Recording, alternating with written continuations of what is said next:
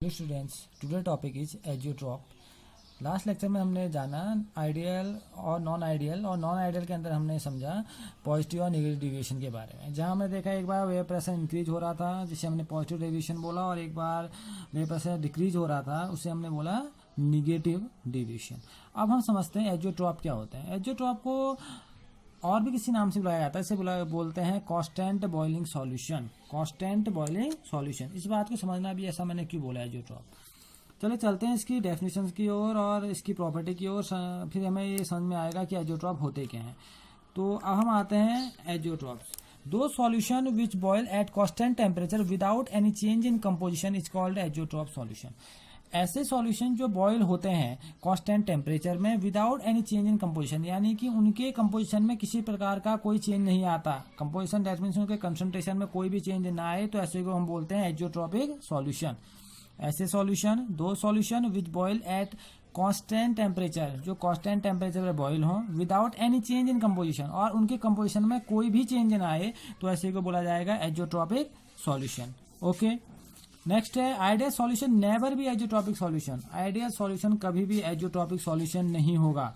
आप याद रखिएगा, आइडियल सॉल्यूशन जब भी बनते होंगे तो उनमें कहीं भी एजियोट्रॉपिक सॉल्यूशन नहीं मिलेंगे आपको।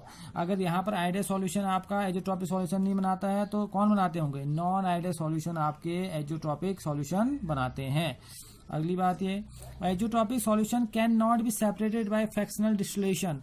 आप एजियोट्रॉपिक सॉल्यूशन को सेपरेट नहीं कर सकते हैं फ्रैक्शनल डिस्टिलेशन मेथड से, क्योंकि इनमें बॉइलिंग पॉइंट का डिफरेंस होता ही नहीं है। क्योंकि क्या बोला है, एट कांस्टेंट टेम्परेचर, यानी कि एक ही टेम्परेचर पे ये बॉयल होते हैं, तो इनके बॉइलिंग पॉइंट में कोई डिफरेंस नहीं है, तो आप इनको फ्रैक्शनल डिस्टिलेशन मेथड से सेपरेट नहीं कर सकते हैं। इनको सेपरेट करने की अपनी एक विधि होती है, इसे बोला जाता है एजियोट्रॉपिक डिस्टिलेशन।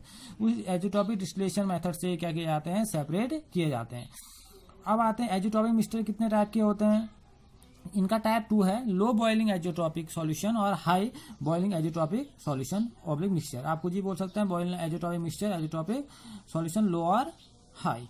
आप अब बात समझ में आता है लो और हाई जो आपके एजियोट्रॉपिक सॉल्यूशन है और लो जो आपके एजियोट्रॉपिक सॉल्यूशन है वो होते क्या हैं, इनको समझते हैं हम, ये दोनों हैं क्या। पहले चलते हैं हम लो बॉइलिंग एजियोट्रॉपिक सॉल्यूशन की ओर। आपने वाटर और इथेनॉल लिए, आपने दो ले लिए, कंपोनेंट ए कंपोनेंट बी, आपने दोनों को ले लिया।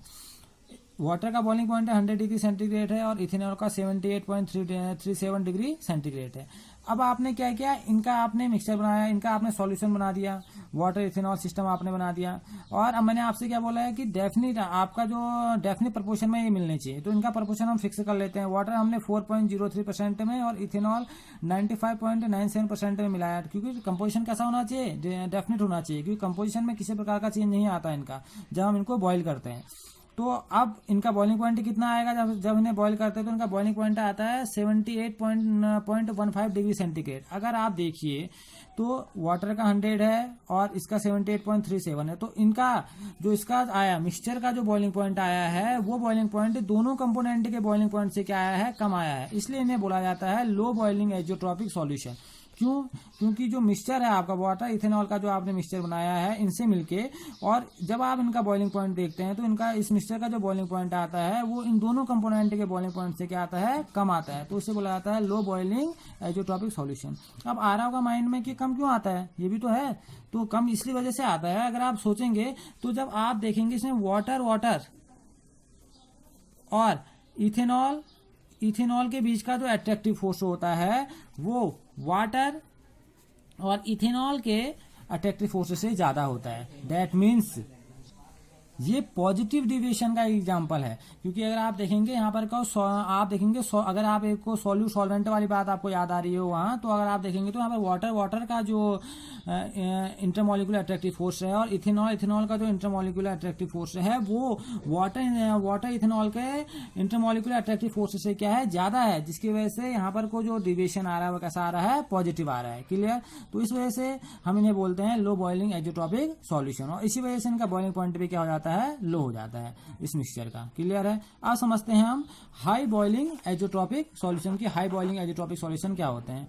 आपने वाटर लिया और नाइट्रिक एसिड ले ली, वाटर का 100 डिग्री सेंटीग्रेड होता है और नाइट्रिक एसिड की 83 डिग्री सेंटीग्रेड होता है। आपने इन दोनों को मिलाया, इन दोनों का मिक्सचर बना दिया, वाटर नाइट्रिक एसिड का आपने बना दिया, सॉल्यूशन बना दिया। वाटर जहाँ 32% है और नाइट्रिक एसिड 68% है।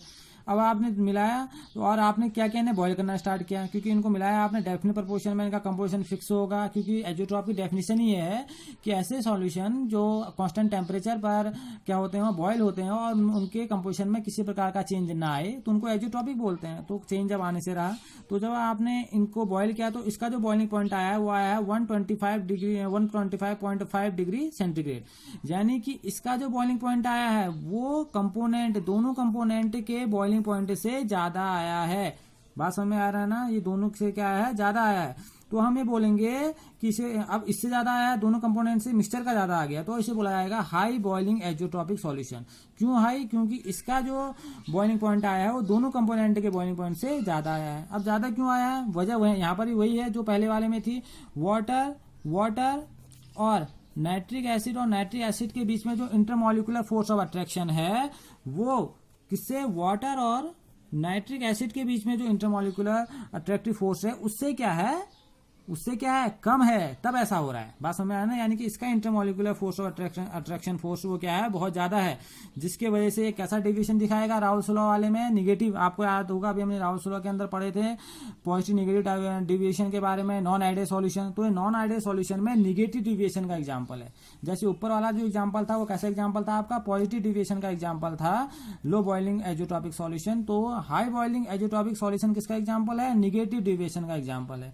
क्यों? क्योंकि इसमें वाटर नाइट्रिक एसिड के बीच में जो अट्रैक्टिव फोर्स है वो वाटर और नाइट्रिक एसिड के बीच में लगने वाले अट्रैक्टिव फोर्स से क्या है, ज्यादा है, जिससे आप जानते हैं ये कैसा डिविएशन दिखाएगा, नॉन आइडियल सॉल्यूशन में निगेटिव डिविएशन दिखाएगा। तो आज हमने क्या समझा, हमने समझा एजोट्रॉपिक क्या होते हैं, जो कांस्टेंट बॉइलिंग सॉल्यूशन होते हैं, ठीक है। ये आइडियल कभी भी नहीं होते हैं, ये नॉन आइडियल होते हैं, नॉन आइडियल सॉल्यूशन के अंदर आते हैं। इन्हें हम सेपरेट नहीं कर सकते फ्रैक्शनल डिस्टिलेशन मेथड से, क्योंकि इनके बॉइलिंग पॉइंट फिक्स होते हैं, क्योंकि अब कंपोजिशन सेम है तो आप बोल नहीं सकते कि आप इसके टेम्परेचर को वेरी नहीं करा सकते। और दूसरी चीज ये कि इनमें लो और हाई बॉइलिंग एजोट्रॉप से मिलते हैं, और वो दोनों एग्जांपल हैं आपके नॉन आइडियल सॉल्यूशन में पॉजिटिव और निगेटिव डिविएशन के एग्जांपल हैं। Okay, thank you.